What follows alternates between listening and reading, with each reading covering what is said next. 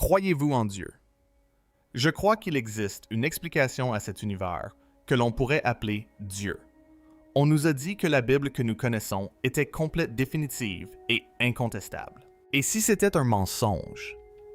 Derrière des siècles de modifications de censure et de lutte de pouvoir se cachent d'anciens textes sacrés que l'Église a toujours voulu dissimuler au monde. Des textes antérieurs au canon brut et dangereux, dépouillés de tout artifice et regorgeant d'idées susceptibles de détruire la version du christianisme à laquelle on nous a appris à croire. Et voilà qu'Elon Musk s'en mêle. Il déclare: « Cette Bible originale a été enterrée intentionnellement cachée aux gens ordinaires. Et si son contenu était révélé, cela pourrait bouleverser tout ce que nous croyons savoir sur Dieu, l'humanité et l'avenir de la foi. Ce qu'elle renferme ne se contente pas de remettre en question les croyances, cela menace de les réécrire entièrement. » Premier sous-thème, la bibliothèque interdite. Bien que cela puisse paraître incroyable, l'idée qu'un texte biblique original ait disparu de l'histoire n'a rien d'extraordinaire. Entrepreneur curieux réfractaire aux idées reçues. Il n'est pas surprenant qu'Elon Musk, qui a récemment manifesté un intérêt croissant pour les principes chrétiens, ait fini par orienter son esprit analytique vers la découverte d'écrits sacrés délibérément exclus du canon biblique officiel par les premières communautés chrétiennes il y a près de 2 ans. Tout a commencé avec le succès de la série biblique de Jordan Peterson intitulée « Les Évangiles ». Au cours de leur conversation, quelque chose clochait. Ce que tu veux, c'est laisser tout ça derrière toi. Deviens si mon disciple, c'est ce qu'il dit. Eh bien, ça pourrait même te faire avancer dans la bonne direction. C'est vrai. C'est ce qu'il dit aussi à Peter. Ouais, c'est ça. Les érudits consultés ont révélé que Saint Paul, auteur de près de la moitié du Nouveau Testament, fut assassiné par l'empereur Néron en 65 après Jésus-Christ, à peine 30 ans après la mort du Christ. Ce calendrier implique que toutes ces lettres furent écrites avant cette date. De plus, certaines d'entre elles citèrent des passages des évangiles, ce qui indique que ces livres circulaient déjà largement. Mais c'est là que l'histoire prend une tournure inquiétante. Ce que la plupart des gens ignorent, c'est que le canon biblique ne s'est pas constitué du jour au lendemain comme un recueil divinement ordonné. Il s'est plutôt développé progressivement au fil des siècles, les premières communautés ecclésiales de différentes régions, conservant des listes de livres acceptés sensiblement différentes. Le livre de l'Apocalypse, la dernière pièce du puzzle du Nouveau Testament, n'a été écrit qu'en 426 après Jésus-Christ. Même parmi ces autorités ecclésiastiques primitives, plusieurs livres qui ont finalement intégré le Nouveau Testament sont restés sujets à controverse pendant des siècles. Les épîtres aux Hébreux, l'épître de Jacques et même le livre de l'Apocalypse furent mis en doute par d'importants responsables religieux quant à leur authenticité. L'idée d'un consensus précoce sur les livres bibliques est tout simplement historiquement inexacte. Dès lors, les scribes chrétiens œuvrèrent sans relâche pour rassembler et préserver ce qu'ils considéraient comme des écrits authentiques. Mais les rouleaux originaux se détérioraient déjà rapidement. Les églises de tout l'Empire avaient besoin de collections complètes de toute urgence. Des milliers de copies furent donc produites et diffusées. Cela se déroulait à une époque où aucune autorité centrale n'existait pour vérifier l'authenticité des livres et distinguer les faux. Il a donc fallu des siècles de débats théologiques pour établir le recueil biblique que nous connaissons aujourd'hui. D'après des documents étudiés par Elon Musk, dès 425 après Jésus-Christ, soit 1 an seulement avant la parution de l'Apocalypse, Clément de Rome, disciple de l'apôtre Pierre, possédait déjà 8 textes qui allaient devenir des éléments du Nouveau Testament. 10 ans plus tard, Polycarpe reconnaissait 15 livres comme sacrés, 70 ans après. Irénée en authentifiait 21, tandis qu'Hippolyte en confirmait 22, et ainsi de suite. Ces écrits reconnus constituèrent le canon de Murator. Mais une question troublante demeure, qu'est-il advenu de tous les livres qu'ils ont rejetés? Des centaines d'évangiles, de lettres et de livres prophétiques circulaient dans les premières communautés chrétiennes. l'Évangile de Thomas, le livre d'Enoch, les Actes de Paul, l'Apocalypse de Pierre et des dizaines d'autres. Pour Musk, le recueil de textes rejetés de Tresive représente des fragments de la véritable Bible originale et non la version édulcorée que nous avons héritée. Si des centaines d'évangiles et de lettres circulaient au 1er siècle, soutient Musk, alors le christianisme originel était bien plus complexe, plus rare et plus diversifié. La question n'est pas de savoir ce qui a été intégré au canon officiel, mais ce qui a été délibérément omis. La réalité concernant ces évangiles perdus est plus complexe qu'on ne le croit généralement. Si certains textes, comme l'Évangile de Thomas, peuvent préserver des traditions liturgiques anciennes d'autres, comme l'Évangile de Judas, ont manifestement été écrits des siècles plus tard, comme des fictions théologiques. Le problème était désormais que les croyants ordinaires n'avaient aucun moyen de distinguer les écrits apostoliques authentiques des autres. Ils devaient faire confiance aux chefs religieux qui prétendaient détenir une autorité spéciale pour trancher ces questions sans savoir si ces derniers avaient leurs propres intérêts. C'est à cause de cette crise, expliqua Musk, que la première grande controverse concernant la Bible originelle a débuté au cours du 2e siècle. Soucieux d'empêcher la fragmentation complète du christianisme, Eusèbe, historien et évêque de Césarée, rédigea des ouvrages exhaustifs pour tenter de justifier quel livre méritait de faire partie des Écritures.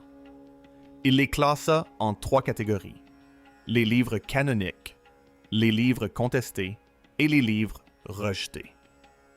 Les livres canoniques étaient ceux approuvés par les premiers chefs de l'Église qui avaient personnellement rencontré des témoins de Jésus et des apôtres.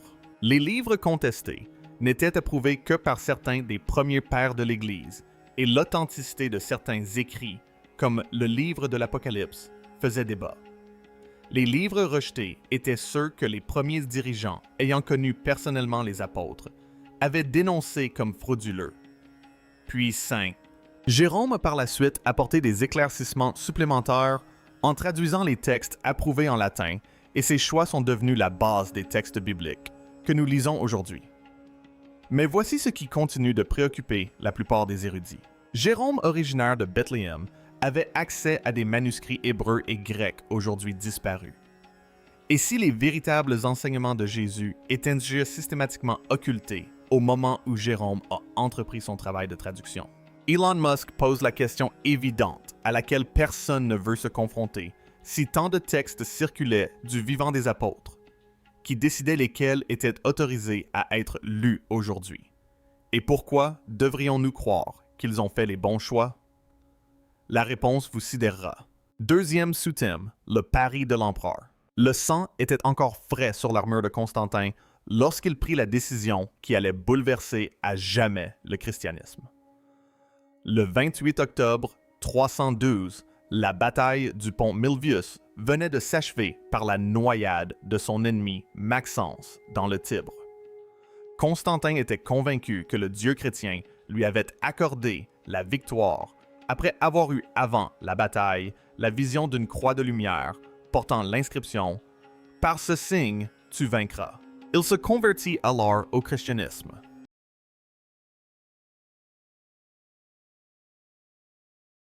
Le christianisme. Mais avant cela, Rome avait mené une guerre brutale contre les chrétiens pendant 3 siècles. Sous l'empereur Néron, ils étaient brûlés vifs comme des torches humaines. Sous Déius et Dialétien, de féroces campagnes furent menées pour détruire les communautés chrétiennes et brûler leurs écritures saintes. Le carnage fut si féroce que les historiens pensent que des collections entières d'écrits apostoliques authentiques ont disparu à jamais durant ces persécutions. Cependant, la conversion de Constantin n'était pas tant une question de foi que de pouvoir. Celui qui prétendait avoir eu des visions divines avant les batailles ne fut baptisé que 25 ans plus tard à l'article de la mort. Durant la majeure partie de son règne, il demeura un fervent adorateur de Sol Invictus, le dieu soleil. Il constata simplement que le christianisme s'imposait comme la religion dominante de l'Empire et que s'y rallier lui conférerait sans aucun doute d'immenses avantages politiques. Musk considère la stratégie de Constantin comme à la fois brillante et terrifiante. Constantin ne s'est pas vraiment converti au christianisme. Musk explique qu'il a acquis le pouvoir comme tout homme d'affaires avisé. Il a anticipé l'évolution du marché et s'est positionné pour en capter la plus grande part et la contrôler. Mais voici un fait intéressant, n'étant pas pleinement converti, il a fait tout le nécessaire pour préserver ce que nous appelons aujourd'hui le Nouveau Testament.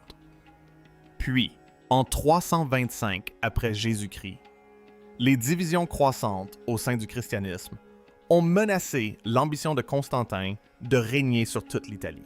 Il ne pouvait tolérer que des factions chrétiennes rivales sapent son autorité. Il convoqua donc le concile de Nia pour régler ces différends une fois pour toutes. Il s'agissait simplement de décider quelle version du christianisme survivrait et laquelle serait définitivement éliminée.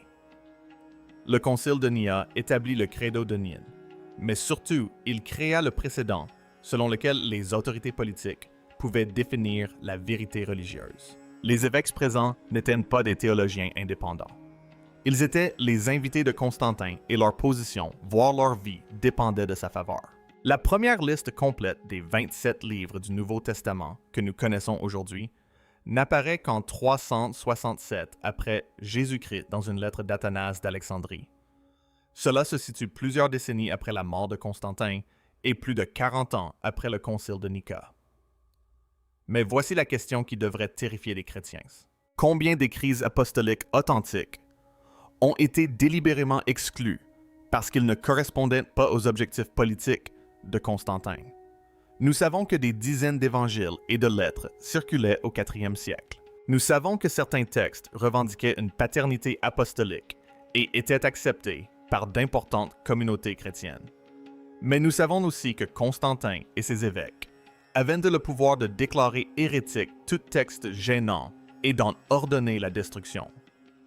La réalité, aussi effrayante soit-elle, est que le christianisme légalisé par Constantin pourrait être totalement différent de ce que Jésus a réellement enseigné. Du point de vue de Musk, la Bible de Constantin n'avait pas pour but de préserver la révélation divine.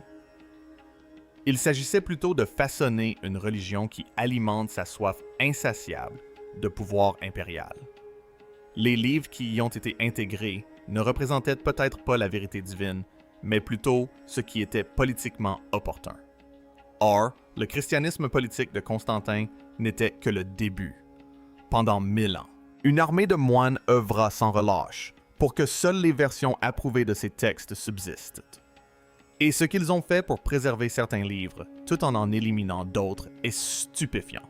Troisième sous-thème, le complot des scribes. Dans les monastères de l'Europe médiévale, quelque chose de sinistre se tramait.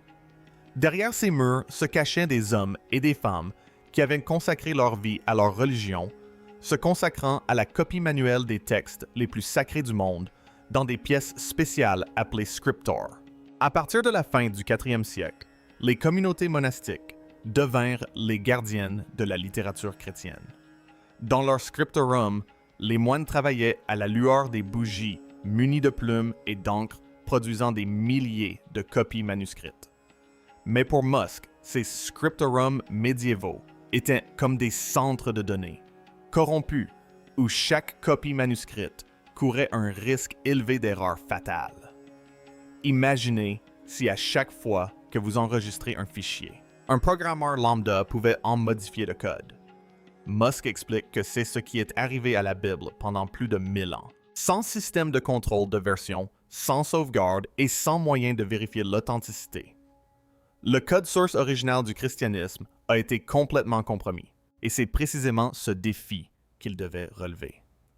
Recopier des milliers et des milliers de mots à la main dans des pièces faiblement éclairées entraînait des omissions, des doublons et des fautes d'orthographe.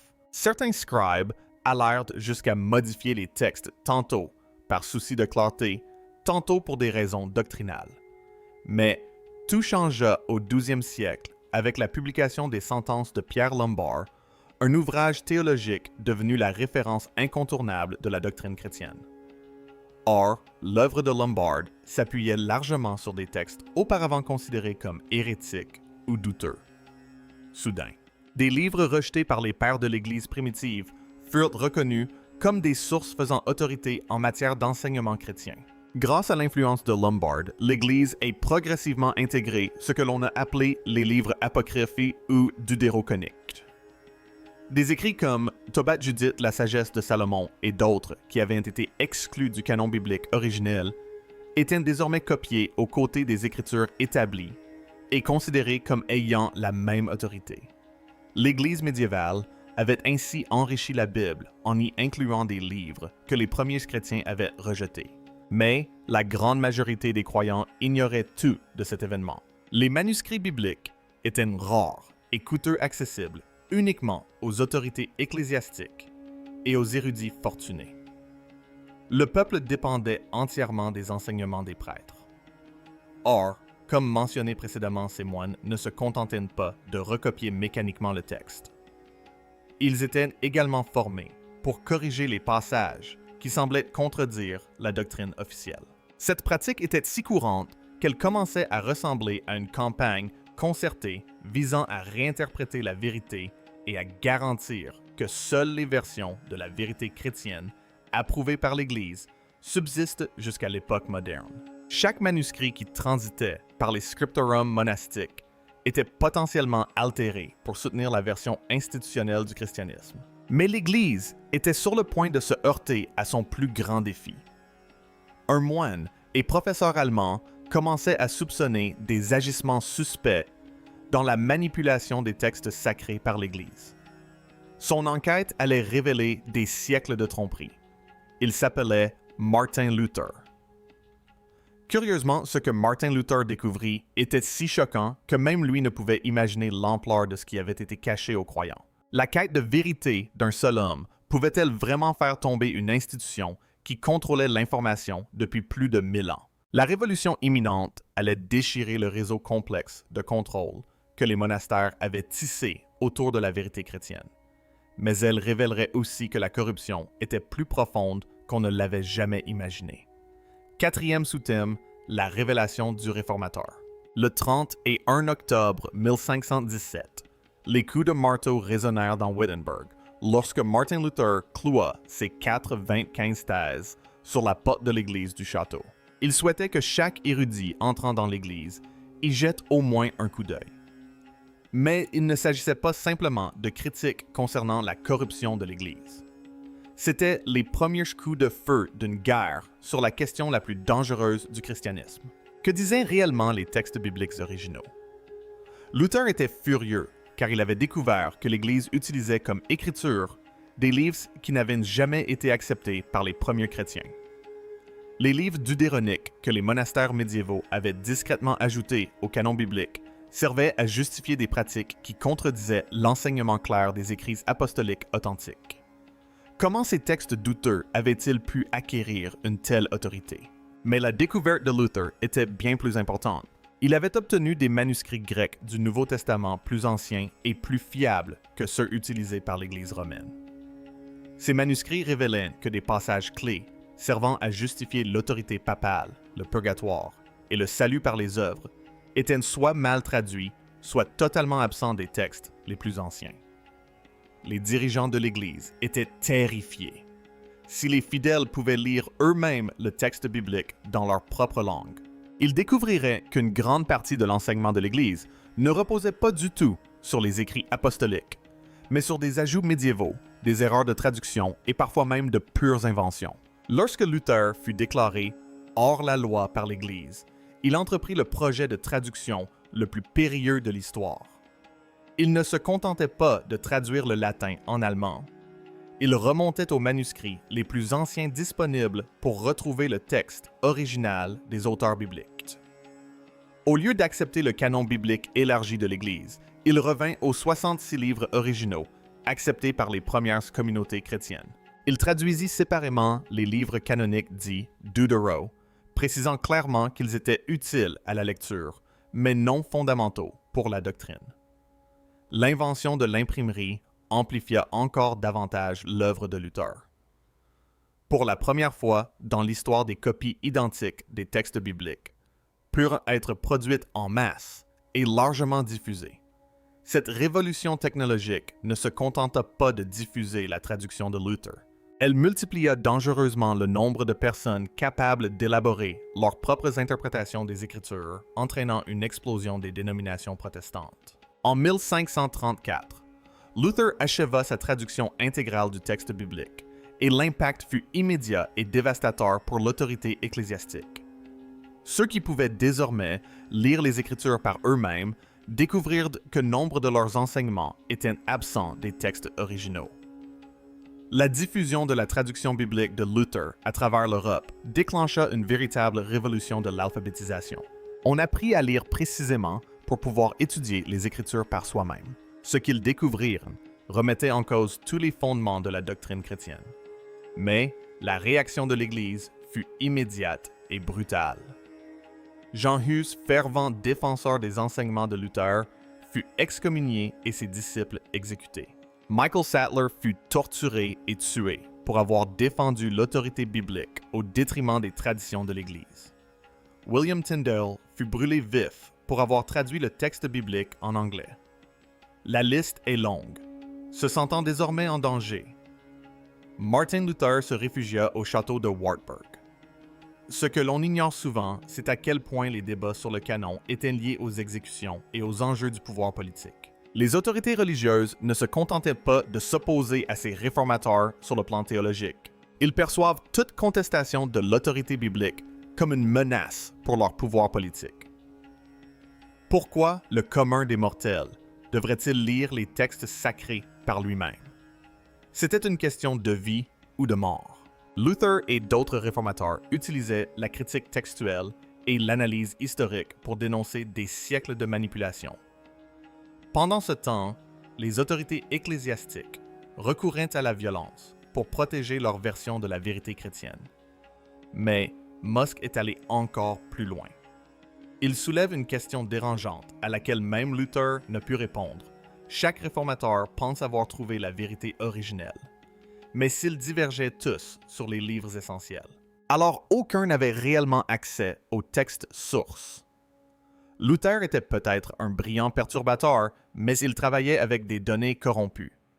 John Calvin, quant à lui, a développé la doctrine de l'inhérence biblique. La conviction que les manuscrits originaux ne contenaient aucune erreur. Les disciples de Calvin commencèrent à considérer les 66 livres comme parfaits et complets, rejetant toute suggestion que des écrits apostoliques authentiques aient pu être perdus ou supprimés. Dès 1826, les sociétés bibliques protestantes cessèrent complètement d'imprimer les livres apocryphes. Revenant au canon original des 66 livres reconnus par les premiers chrétiens. À ce stade, vous pourriez vous demander, si l'Église s'est trompée sur les livres appartenant au canon biblique, sur quels autres points a-t-elle pu se tromper? Quels autres écrits apostoliques authentiques attendent d'être redécouverts? La réponse viendrait d'un endroit des plus inattendus. Sous-thème 5. Les manuscrits de la mer morte. En 1947, un jeune berger bédaou à la recherche de sa chèvre perdue près de Qumran venait de faire une découverte qui allait bouleverser tout ce que l'on croyait savoir sur le texte biblique. Mais ce qu'il trouva dans cette grotte à l'intérieur d'un vieux pot en argile n'était pas seulement d'anciens manuscrits. C'était la preuve que l'Église avait dissimulé la vérité sur le canon biblique originel pendant près de 200 ans. Les manuscrits de la mer morte n'étaient pas de simples livres anciens. C'étaient des capsules temporelles de l'ancien groupe juif, connu sous le nom d'Esséniens, datant du 1er siècle, contenant les manuscrits bibliques même que les communautés juives lisaient du vivant de Jésus. Les textes bibliques hébraïques trouvés à Qumran étaient identiques à plus de 95% aux traductions modernes. Des livres comme Isaïe présentaient un texte quasiment identique à celui de manuscrits réalisés plus de 1000 ans plus tard, prouvant ainsi l'extraordinaire précision des scribes juifs dans la copie des textes sacrés. Cependant, les 5% restants étaient constitués d'erreurs d'orthographe et de différences théologiques qui allaient avoir des conséquences majeures pour la doctrine chrétienne. Plus troublant encore, la communauté de Qumran avait conservé plusieurs livres canoniques du Deutéro que les églises protestantes avaient rejeté le livre de Cyrodiil, l'épître de Jérémie et des extraits d'autres textes que les premières communautés juives considéraient clairement comme des écritures saintes. Mais si ces Juifs de l'Antiquité considéraient ces livres comme des écritures saintes, pourquoi les chrétiens les ont-ils rejetés par la suite? L'inclusion d'œuvres apocryphes. Parmi les manuscrits de la mère Morte, démontre que ces textes étaient valorisés et étudiés dans les anciennes communautés juives, même s'ils n'étaient pas considérés comme égaux à la Torah ou aux écrits prophétiques. Leur présence suggère une conception plus nuancée de l'autorité religieuse que ne le laissent supposer les débats chrétiens ultérieurs sur les textes canoniques et non canoniques. Ainsi, si d'authentiques communautés juives du 1er siècle possédaient des textes sacrés qui ne figurent pas dans notre canon biblique, notre compréhension de ce qui constitue l'écriture originelle pourrait être fondamentalement erronée. L'Église aurait sans doute beaucoup d'explications à fournir. Pour Elon Musk, les manuscrits de la mère Morte constituaient la preuve irréfutable.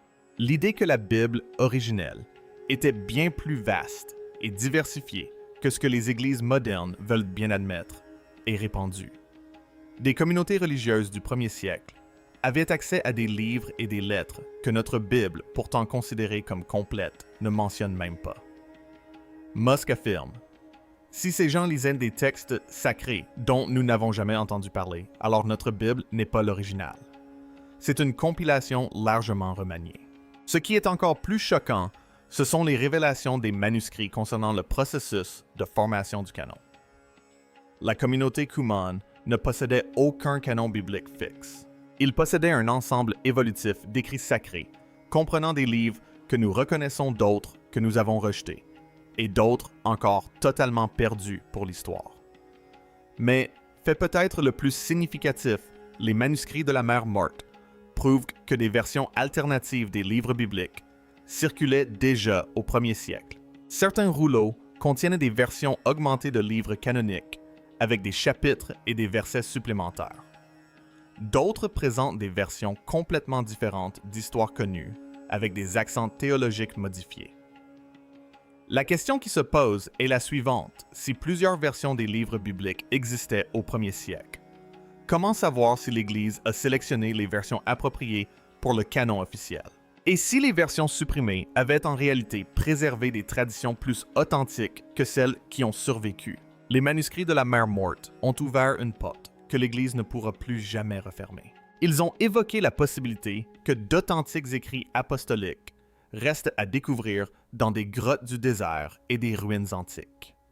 Mais le constat le plus troublant est que l'Église l'a toujours su.